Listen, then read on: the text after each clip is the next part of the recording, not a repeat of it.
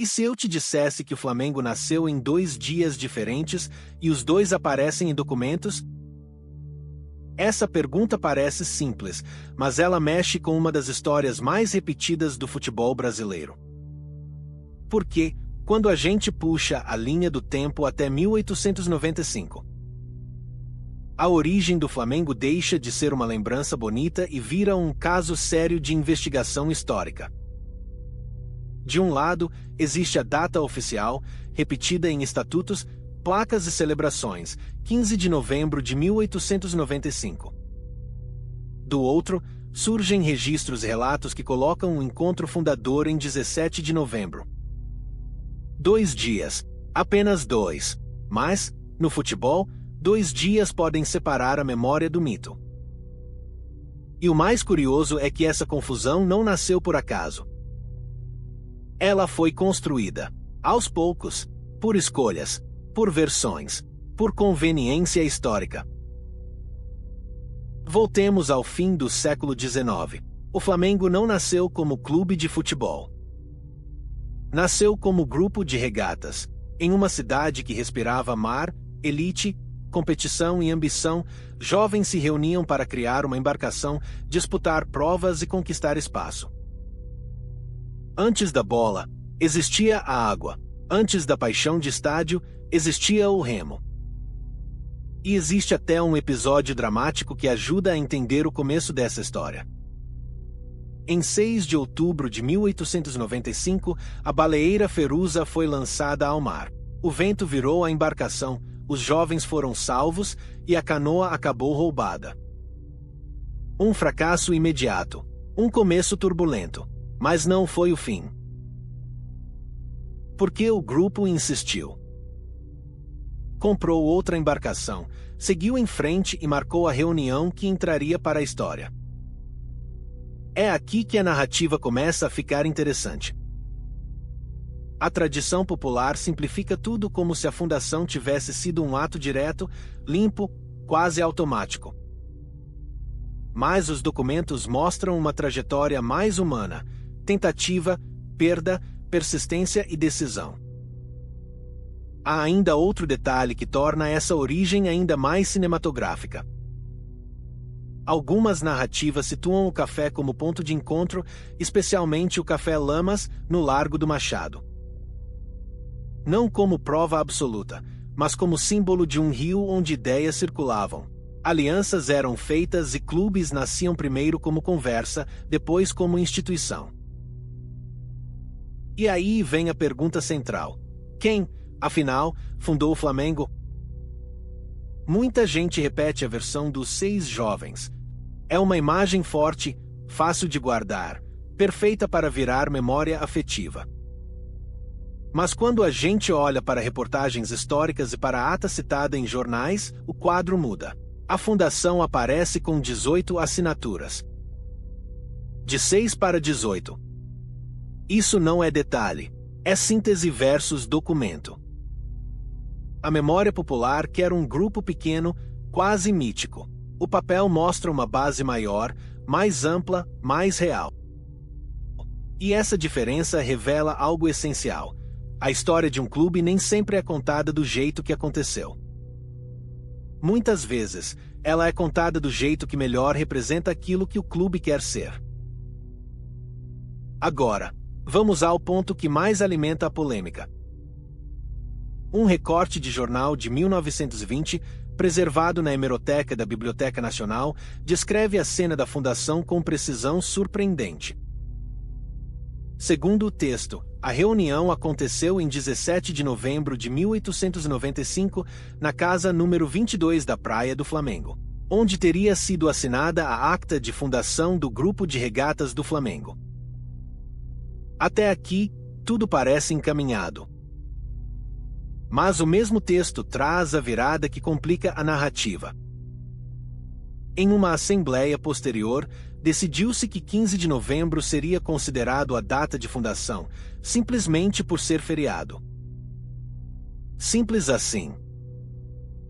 Não porque a ata tenha sido assinada naquele dia, não porque o encontro fundador tenha ocorrido exatamente nessa data, Mas por que o feriado tinha peso simbólico? Era uma data nacional, fácil de lembrar, forte o suficiente para virar aniversário oficial. E é aí que o Flamengo entra no território da memória construída. Porque o próprio clube cristaliza essa escolha em estatutos e documentos internos.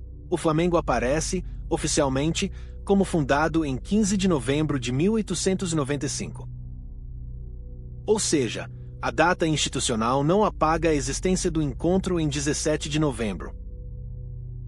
Ela a reorganiza, ela a enquadra, ela transforma uma sequência histórica em um símbolo de identidade. Isso muda tudo. Não estamos diante de um erro simples de torcida. Estamos diante de um caso clássico de como instituições escolhem uma data que represente melhor sua narrativa pública. O documento e o símbolo passam a conviver. E, às vezes, a simbologia vence a cronologia. Mas a investigação não termina aqui. Existe ainda o Flamengo que quase ninguém associa ao mito fundador, o Flamengo anterior ao futebol. Em 1895, ele é um grupo de regatas, um clube de remo, uma organização ligada a outro tipo de disputa, outro tipo de prestígio, outra cultura esportiva. O futebol só entra depois. Em 8 de novembro de 1911, é criado o Departamento de Esportes Terrestres. E em 3 de maio de 1912, ocorre o primeiro jogo, frequentemente lembrado pela goleada de 15-2 sobre o Mangueira. Ali, sim, nasce o Flamengo que o Brasil aprendeu a amar em massa. Mas isso já é outra fase da história. Outro clube, outra identidade, outra narrativa em construção.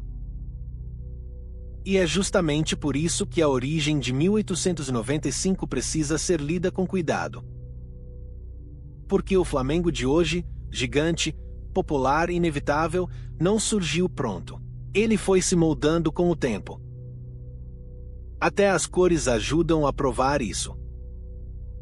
Nos relatos históricos, o início aparece associado ao azul e ouro, cores explicadas por referências à Baía de Guanabara e às riquezas do Brasil.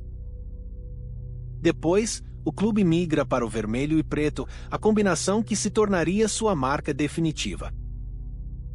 Veja o peso disso. Nem as cores eram eternas, nem a data era única, nem a identidade estava pronta. Tudo foi sendo escolhido, reinterpretado e consolidado.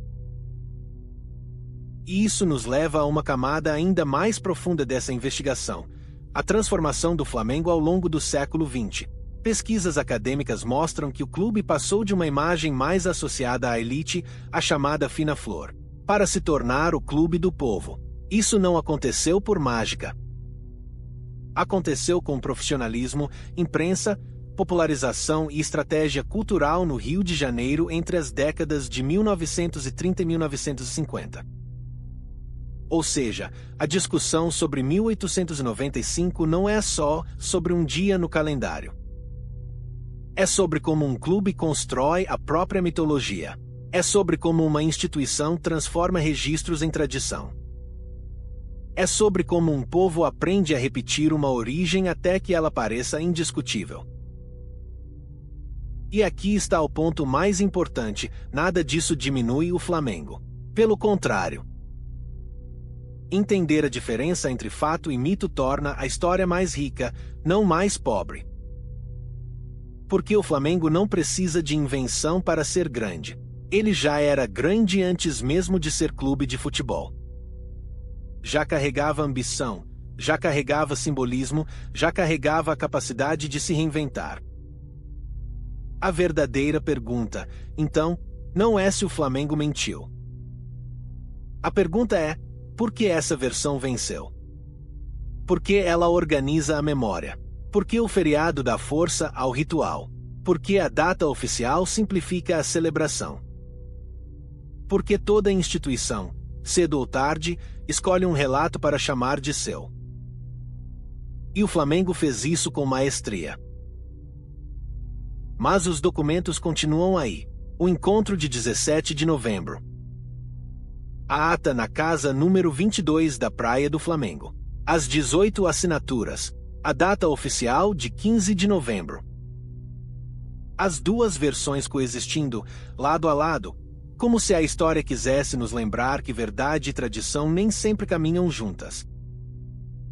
Então, da próxima vez que alguém disser que o Flamengo nasceu em 1895, a resposta certa não é "isso é mentira". A resposta é mais interessante. Sim, nasceu em 1895, mas a data, o rito e a memória foram moldados depois. E talvez seja exatamente isso que explique a força do clube até hoje. O Flamengo não é só um time. É uma história contada, recontada e disputada.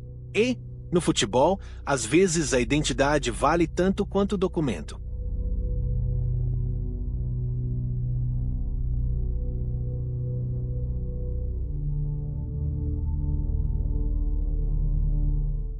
Se você tiver recorte de jornal, foto de documento, ou já viu a ata citada, comenta 15, 11 ou 17, 11.